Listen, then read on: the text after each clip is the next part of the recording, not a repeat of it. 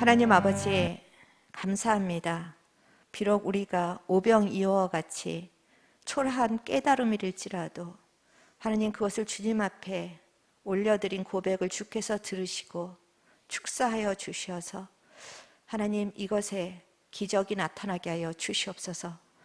이것이 12광주리가 넘치는 하나님 그 복이 임하게 하여 주시옵소서. 감사드리고 예수님의 이름으로 기도드렸습니다. 아멘. 이렇게 또 우리가 하나님 앞에 기도를 드리면 하나님께서는 또 자기의 말씀을 우리에게 선포해 주십니다. 그것이 제가 하는 설교입니다.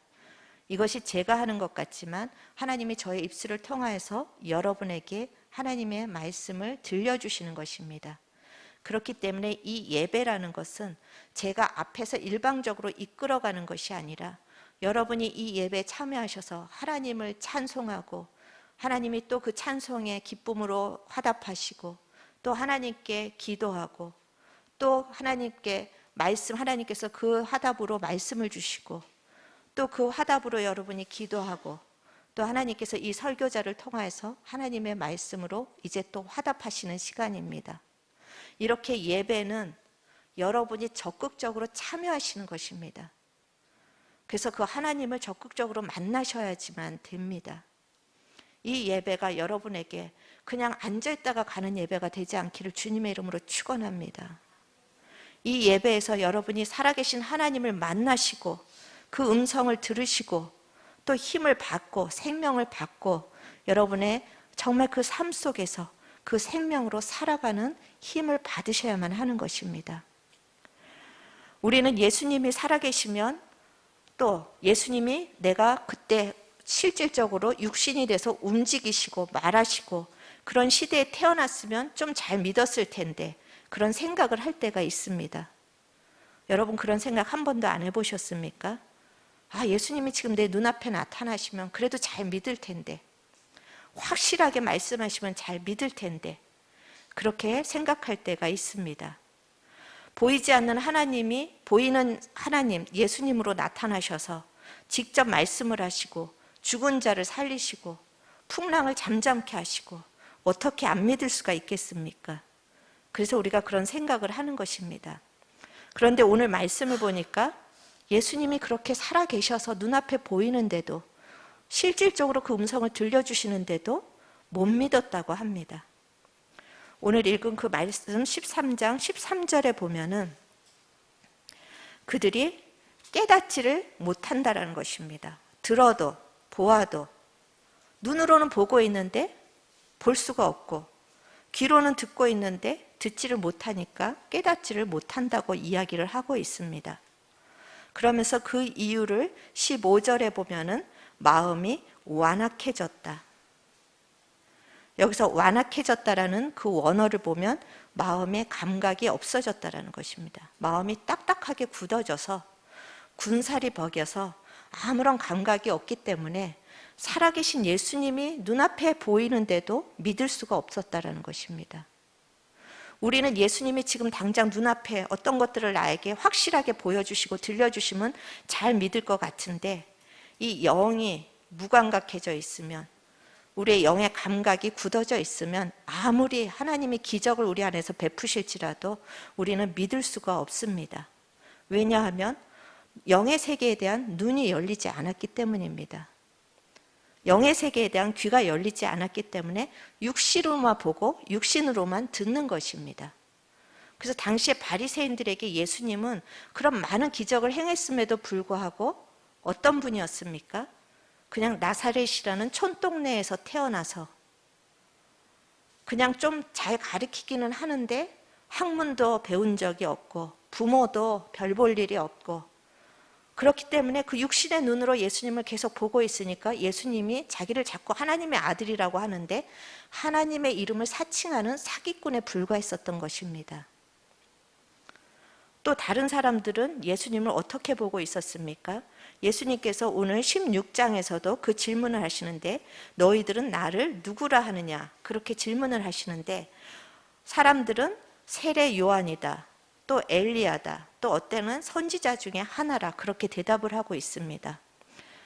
엘리야는 하늘에 불을 내려서 바알 신을 섬기는 모든 사람을 한순간에 다 죽였습니다. 기적을 행했습니다. 지금 예수님을 사람들은 그렇게 불을 가지고 와서 로마를 심판할 그런 어떤 육신의 구원자로만 보고 있는 것입니다. 그리고 선지자 중에 하나, 우리의 갈 길을 인도하고 우리에게 뭔가를 잘 가르쳐줄 선생으로만 보고 있는 것입니다. 그들이 예수님을 따라다녔지만 예수님을 육의 눈으로만 보고 육의 귀로만 들으니까 아무리 예수님께서 영의 세계들을 알려주시는데도 깨달을 수가 없습니다. 그래서 예수님께서는 이 13장에서 비유로 천국은 마치 이와 같다 하면서 계속해서 비유로 말씀을 해주십니다. 그런데도 불구하고 계속 깨닫지 못하고 있습니다. 그 이유가 15장 9절에서는 이렇게 말하고 있습니다. 사람의 계명으로 교훈을 삼아서 가르치기 때문이라고.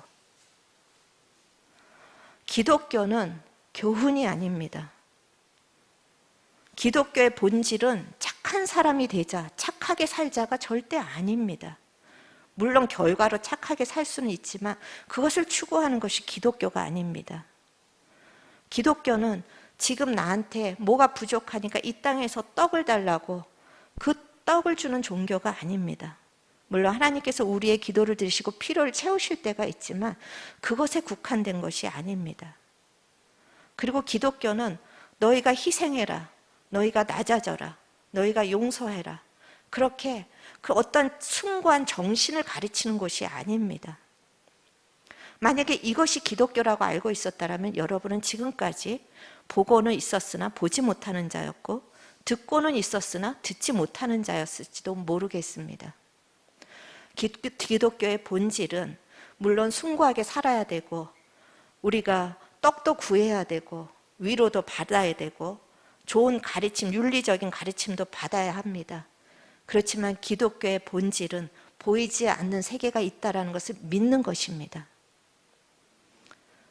그리고 보이지 않는 그 세계가 우리의 인생에서 가장 중요하다라는 그것을 아는 것이 기독교의 본질입니다. 세상의 영광과 비교할 수 없는 영광이 있고 세상에 주는 승리와 비교할 수 없는 승리가 있다라는 것을 이것을 아는 것이 기독교의 본질인 것입니다. 여러분은 매주 여기 나와서 이 하나님의 말씀을 듣습니다. 그리고 매일 성경도 읽습니다. 그렇지만 성경 말씀 창세기에서부터 요한계시록까지 하고 있는 말씀, 하나님의 영원하신 나라입니다. 이것을 우리가 이 자리에 앉아서 매주 참석하고 있지만 이것에 대한 눈이 열리지 않고 이것에 대한 귀가 열리지 않으면 우리도 아무리 설명해도 깨달을 수 없는 자일 뿐입니다. 예수님께서는 오늘 13장 그 말씀에서 눈으로 보고 귀로 듣는 자가 복이 있다라고 선포를 하고 계십니다. 눈으로 보는데 듣지 못하고 보지 못하는 자, 그런 자들이 오히려 저주받은 자이고 눈으로 보고 귀로 깨달음을 받은 자, 16절에 그들은 복이 있다.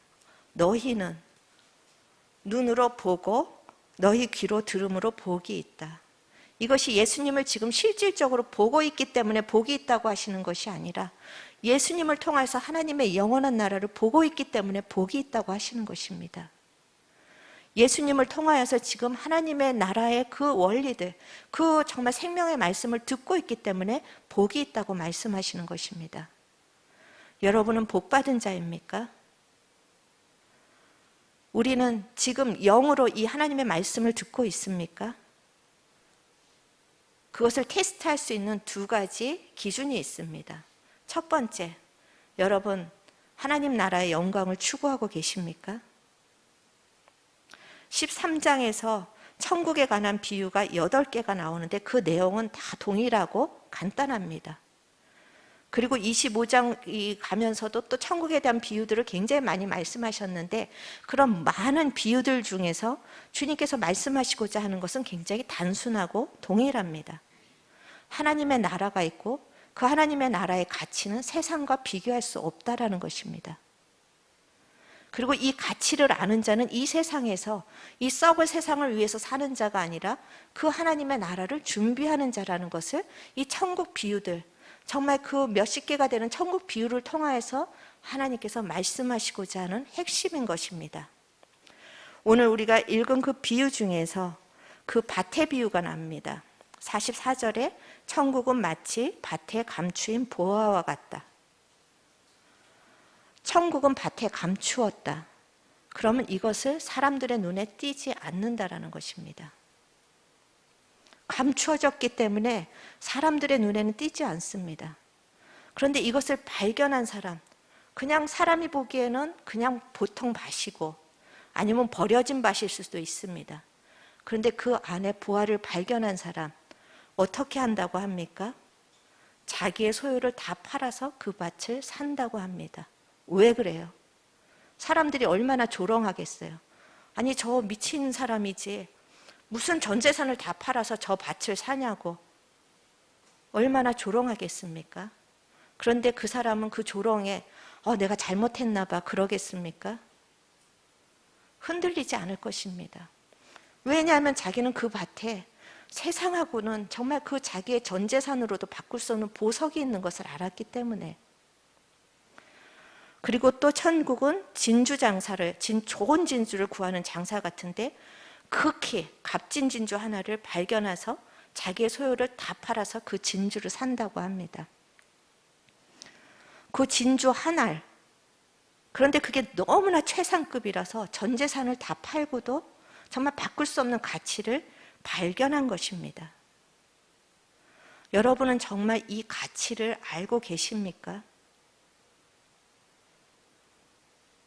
지식으로는 우리가 천국은 가치가 있어, 하나님의 나라는 영광스러워 하지만 여러분의 전 재산을 다 팔 정도로 여러분이 그 가치를 구하고 있고 추구하고 있습니까? 이 가치가 지금 당장 드러나지 않습니다. 그래서 우리는 이 가치를 얘기하시는데도 듣고도 듣지를 못하고 있습니다. 그 영광을 보여주시는데도 보고도 그 영광을 보지 못하고 있습니다. 그런데 마지막 날, 이 세상의 마지막 날, 여러분의 인생의 마지막 날, 그 가치를 드러내실 것입니다. 그것이 가라지 비유이고 또 그것이 그물 비유입니다. 지금은 모르지만 내가 어떤 가치를 추구하고 살았는지가 마지막 인생에서 드러난다라는 것입니다. 보이는 세상의 가치를 추구한 사람, 지금은 너무나도 정말 잘 살고 있는 것 같지만 마지막에 그 사람의 인생은 버려진다고 이야기를 하고 계십니다. 지금은 어리석은 것 같지만 그 보이지 않는 하나님의 나라의 영광을 위해서 사는 자, 그 자가 나중에 높임을 받을 것이라고 이야기를 하고 있는 것입니다. 사람들은 제마다 자기가 가치 있다고 생각하는 것을 추구하는 것입니다. 그것이 신앙입니다. 돈이 내 인생의 가장 큰 가치다. 돈을 추구하는 그것이 신앙이고 돈을 예배하는 것이기 때문에 우상이라고 하는 것입니다. 자식이 내 인생에서 가장 큰 가치, 자식의 행복과 우리가 물론 부모가 그것을 바라야 되지만 하나님보다 그것을 더 추구하는 것이 신앙이고 우상인 것입니다. 기독교를 믿는 우리들은 하나님이 최고의 가치이십니다라고 예배하는 것이 이 예배인 것입니다. 하나님이 내 인생의 최고의 가치이기 때문에 내 시간을 들여도 아깝지 않습니다. 하나님이 내 인생의 최고의 가치이기 때문에 내 물질을 들여도 아깝지 않습니다. 그 최고의 가치이신 하나님을 예배하는 이것은 정말 그 가치를 본, 밭에 있는 보화를 본 자만이 할 수 있는 것이고 극히 비싼 진주를 발견한 사람만이 할 수가 있는 것입니다. 믿음이 좋다라는 건 기도를 많이 하는 사람이 아닙니다. 말씀을 많이 알고 잘 가르치는 사람이 믿음이 좋은 사람이 아닙니다. 이 가치를 발견한 사람이 믿음이 좋은 사람입니다. 그리고 이 가치와 영광을 아는 자의 삶은 달라지게 되어 있습니다. 삶의 방향도 달라지고 삶의 내용도 달라지고 삶의 질도 달라집니다. 아브라함이 그랬습니다. 창세기 14장에 보면은 아브라함은 소돔이 멸망의 위기에 있을 때 소돔을 건져줍니다. 롯이 거기 있었기 때문에 조카를 구원하기 위해서 소돔에서 그 전쟁에서 소돔을 이기게 해줍니다. 그 대가로 소돔 왕이 아브라함에게 재물을 주려고 할 때 그는 거절하였습니다. 그 이유가 창세기 14장 22절에서 23절 무엇이라고 얘기하고 있습니까? 천지의 주제시오 지극히 높으신 하나님. 천지의 주제라는 건 이 모든 것들을 다 가지신 분, 그분이 나에게 복을 주는데 내가 이딴 거 받고 그냥 내가 치졸하게 치부되었다고 듣고 싶지 않다. 거절하는 것입니다. 왜냐하면 하나님이 자기에게 주실 상급이 있다는 걸 알기 때문에 세상에서 불의한 싹을 받지 않는 것입니다. 그리고 모세의 글이 히브리서에서 모세를 향하여서 어떻게 말씀하고 계시는지 함께 이 모세의 그거는 읽겠습니다. 히브리서 11장 24절에서 26절입니다. 믿음으로 모세는 장성하여 바로의 공주의 아들이라 칭함받기를 거절하고 도리어 하나님의 백성과 함께 고난받기를 잠시 죄악의 낙을 누리는 것보다 더 좋아하고 그리스도를 위하여 받는 수모를 애굽의 모든 보화보다 더 큰 재물로 여겼으니 이는 상 주심이 있음을 바라봄이라. 아멘. 모세가 이 땅에서의 그 죄악의 낙보다 하나님의 백성들과 함께 고난받는 것이 더 좋았다고 합니다. 아니 왕자면 편하게 먹고 살고 여행 다니고 자기 즐겁게 하고 사고 싶은 거 다 사고, 그런데 주의 백성과 함께 고난받기를 원해서 그것이 뭔가 성격적으로 이상한 거 아닙니까? 세상으로 볼 때는. 그렇지만 모세는 이 가치를 알았습니다. 주의 백성들과 함께 하나님 앞에 나아가는 그 가치를 알았기 때문에 그 애굽에서의 낙을 버릴 수 있는 힘이 있었던 것입니다.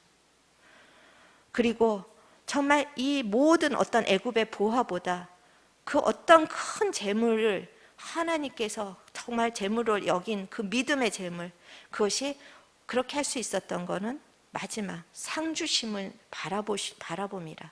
세상의 상이 아니라 하나님의 상이 나에게 주어질 것을 영의 눈으로 바라봤다라는 것입니다. 그것은 세상의 것과 비교할 수가 없는 것입니다. 그래서 바울은 빌립보서 3장 8절에서 내가 그것을 배설물로 여기는 것은 주 안에서 더 좋은 것을 얻기 위함이라. 여러분은 아까 영의 눈으로 보고 듣고 하나님께 복받은 자라고 아멘 하셨을 수 있는데 정말 여러분은 이 영광을 추구하고 살고 있습니까? 이 땅에서의 그 어떤 영광보다도 하나님의 영광을 받는 분들이 되시기를 주님의 이름으로 축원합니다. 마태복음 5장 29절에서부터 30절을 보면은 정말 이 세상의 것을 다 잃어버릴지라도 값을 지불할지라도 이 영원한 나라는 소유해야 된다고 이야기하고 있습니다. 이 땅에서 잘 살다가 그냥 이 땅의 삶으로 마지막 그리고 하나님의 심판에 들어가는 인생처럼 정말 불쌍한 인생이 어디에 있습니까? 그 인생에서 건져주시기 위해서 예수님이 여러분들에게 목숨값을 지불하셨습니다. 우리의 모든 것을 다 해서라도 그 땅을 우리가 하나님의 나라를 소유해야 우리에게 영원한 생명이 있는데 이것을 우리에게 지불하라고 하시지 않고 예수님이 지불해 주셨습니다. 그래서 우리는 이 하나님의 나라를 소유한 자들입니다. 그런데 문제는 너무나 쉽게 받아서 귀중한 것을 모릅니다. 그것이 그냥 당연한 건 줄 압니다. 아직 영적인 눈이 열리지 않아서 그렇습니다. 이 귀한 생명을 받았는데, 이 너희들이 큰 구원을 받았는데 무엇이 더 불평할 것이 있느냐? 히브리서 기자는 그렇게 우리를 책망하고 있습니다. 그 큰 구원을 등한시 여기지 말라고. 히브리서 그런데도 12장 16절에서 17절에 보면은 에서가 그 하나님의 귀한 장자권을 받았는데도 내가 배가 고파 죽겠는데 그 장자권이 무슨 소용이냐며 망령되이 여겼다고 합니다. 지금 이 땅에서 살아가는 게 힘든데 무슨 천국의 그 소망이 무슨 소망이냐.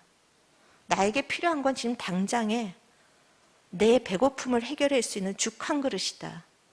그리고 그 장자권을 야곱에게 팔아버린 것입니다. 그리고 나중에 깨달았을 때 가슴을 치면서 후회하는데도 소용이 없습니다. 오늘 우리가 읽었던 마태복음에서는 이를 갈지만 들어갈 수가 없다고 합니다. 여러분, 이 하나님의 나라의 영광이 이 시간에 예수의 이름으로 열리기를 축원합니다. 이 영광, 이 가치, 이것이 여러분의 인생을 결정하기 때문에 어느 것보다도 여러분이 이것을 아셔야만 합니다. 세상의 지식은 모를지라도, 주식은 좀 모를지라도, 부동산에 대한 정보는 좀 모를지라도 여러분 이거는 반드시 아셔야 합니다. 왜냐하면 여러분의 영혼과 연결이 되어 있기 때문에, 여러분의 생명과 연결이 되어 있기 때문에, 여러분 이 영광을 아는 자는 삶의 모든 문제를 극복할 수 있는 힘이 생깁니다. 오늘 그 밭의 보화를 안 사람 기뻐서 돌아갑니다. 이 영원한 가치, 영원한 영광, 이 보화를 안 사람 삶이 좀 힘들지라도 그 기쁨으로 살아갈 수 있는 것입니다. 그래서 바울이 감옥에서도 항상 기뻐하라고 얘기할 수 있었던 것, 그에게는 이 영광을 아는 놀라운 복이 열렸기 때문입니다. 저는 이 시간에 성령으로 말미암아 정말 이 영광이 우리에게 열리기를 간절히 소망합니다. 그리고 여러분이 정말 보는 자인지 정말 듣는 자인지 두 번째 기준은 십자가의 영광을 보고 있는가입니다. 지금 사람들이 나를 누구냐고 예수님이 16장에서 물어보십니다. 그런데 엘리야다, 세례 요한이다, 선지자다. 그런데 베드로의 대답이 다릅니다. 베드로는 그리스도시요 살아계신 하나님의 아들이십니다. 사람들은 육신의 예수 속에서 육신적으로 다 보고 있는데 베드로는 영이 열려서 예수님 육신 앞에 있는 그 육신을 뛰어넘은 영의 세계를 보고 있습니다. 그리스도가 메시아라는 것입니다. 예수님은 메시아입니다. 이렇게 초라하게 보이지만 메시아입니다. 하나님의 아들이라는 것은 하나님이라는 소리입니다. 그 당시에 당신은 하나님이십니다. 그렇게 다른 사람들하고는 다른 고백을 합니다. 그리고 베드로가 그렇게 고백을 하자 예수님께서는 곧 이어서 베드로에게 십자가의 비밀을 알려주십니다. 16장 21절에 보면은 그때서야 비로소 예수님이 자기가 이제 어떻게 죽을 것인가를 말씀하고 계십니다. 영적 세계가 열린다라는 거, 우리가 하나님의 가치와 영광을 본다는 거, 그것은 구체적으로 십자가의 비밀을 깨닫는 것입니다. 예수님이 십자가에서 죽으시고 그 십자가의 죽음 뒤에 있는 그 영광을 보는 것입니다. 그런데 정말 그 베드로가 영이 하나님의 은혜로 성령의 계시로 그 영이 열려서 그리스도시요 정말 살아계신 하나님이라고 고백했는데 그 십자가 앞에 가서는 그의 영이 닫혀집니다. 그리고는 절대 그렇게 하면 안 된다고 오히려 예수님을 책망합니다. 그랬더니 예수님께서 조금 전까지만 해도 시몬아 내가 복이 있도다 그러셨는데 이제는 정말 그 베드로를 향하여서 사단이라고 꾸짖으면서 사탄아 내 뒤로 물러가라 너는 나를 넘어지게 하는 자로다 그렇게 꾸짖으십니다. 조금 전까지만 해도 그 남들이 볼 수 없는 것을 보고 남들이 들을 수 없는 것을 들어서 시몬아 네가 복이 있도다 정말 은혜의 사람이었는데 십자가 앞에 가서 그는 다시 육신으로 돌아가서 예수님의 하는 일을 방해하는 자가 되는 것입니다. 하나님의 나라의 걸림돌이 되는 것입니다. 예수님은 그 유대인들이 기대하는 것처럼 승리를 위해서 오셨습니다. 하나님의 나라의 영광을 위해서 오셨습니다.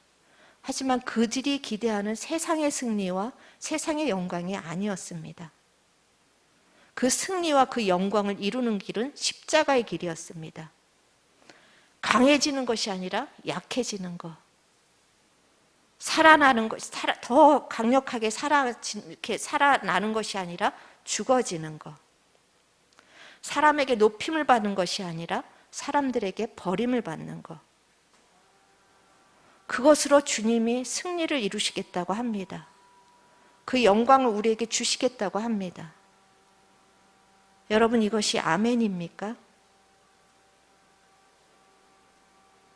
예수님께서는 16장 24절에도 우리도 역시 그 승리와 그 영광을 맛보기 위해서는 자기를 부인하고 십자가를 따르라고 말씀하십니다. 예수님의 십자가, 지금 당장은 형통이 아닙니다. 수치입니다. 버려짐입니다. 고난입니다. 그렇지만 하나님의 뜻이기에 그 뒤에는 반드시 승리와 영광이 있습니다. 십자가의 죽음이 있기에 십자가의 생명이 그 후에 새 생명, 이 땅의 생명이 아니라 영원한 생명, 이 땅에 썩어질 영광이 아니라 영원한 영광이 주어지는 것입니다. 기독교를 잘못 알면 자기 실현하는 종교로 압니다. 좀 더 좋은 사람이 되고 정말 위로받고 자기 어떤 소명을 발견해서 개발하고 그것을 행하고 부분이 있습니다. 그렇지만 기독교는 자기 실현의 종교가 아니라 자기 부인의 종교입니다. 우리가 자기 실현을 위해서 이것을 붙잡고 있다면 영이 열리지 않고 보고 있으나 보지 못하고 듣고 있으나 듣지 못하는 자입니다. 십자가의 비밀, 이 비밀이 여러분에게 열려지기를 주님의 이름으로 축원합니다. 십자가 앞에 갈 때 절망은 소망이 됩니다. 죽음은 새 생명으로 여는, 새로운 세계를 여는 완전히 그 관문이 되는 것입니다. 말할 수 없는 수치는 말할 수 없는 영광으로 바꿀 것입니다. 우리를 정말 그렇게 더럽히는 모든 죄악들은 거룩으로 바뀔 것입니다. 이 십자가의 비밀을 아는 자, 힘들지만 그 십자가 앞에 나가서 자기를 부인하고 예수님을 따라가게 되어 있습니다.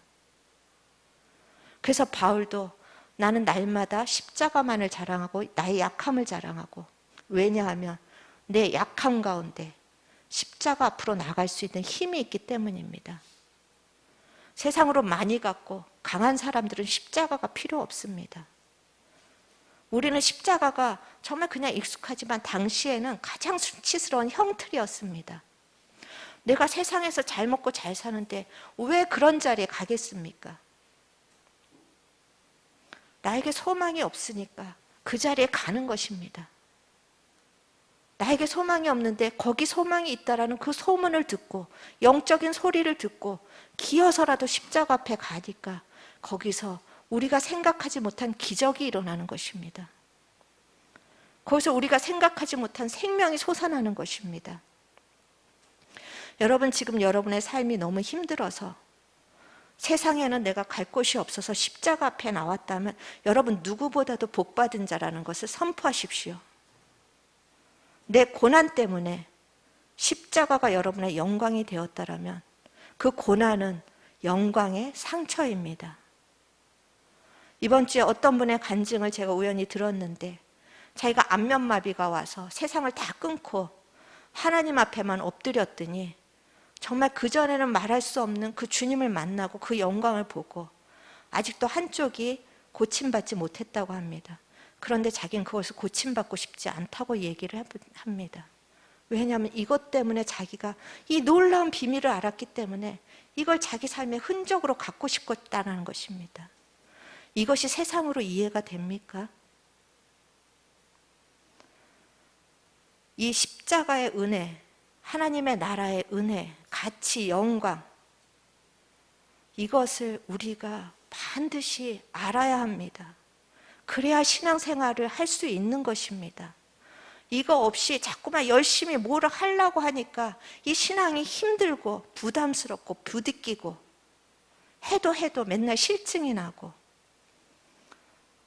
만약에 여러분이 그런 상태에 있다면 이 시간에 여러분의 영의 눈을 여셔야만 합니다.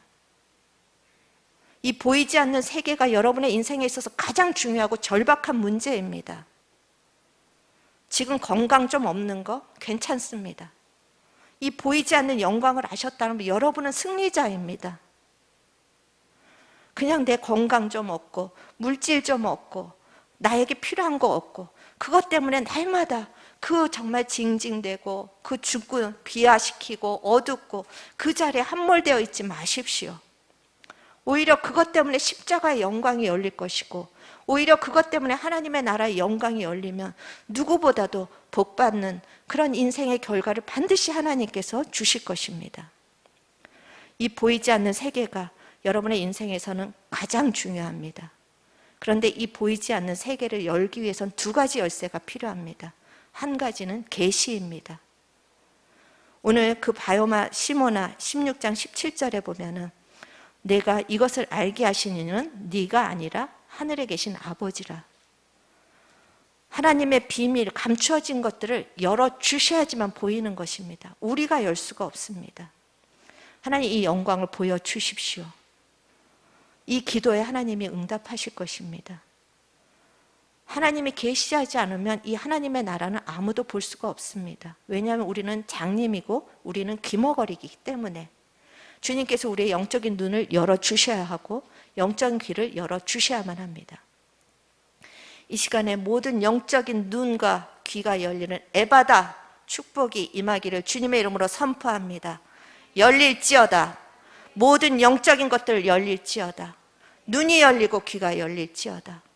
그래서 이 계시가 열려서 내 인생에서 이 귀한 것을 알았는데 다른 것쯤이야 이렇게 넉넉하게 이길 수 있는 여러분이 되시기를 바랍니다. 그리고 두 번째 키는 믿음입니다.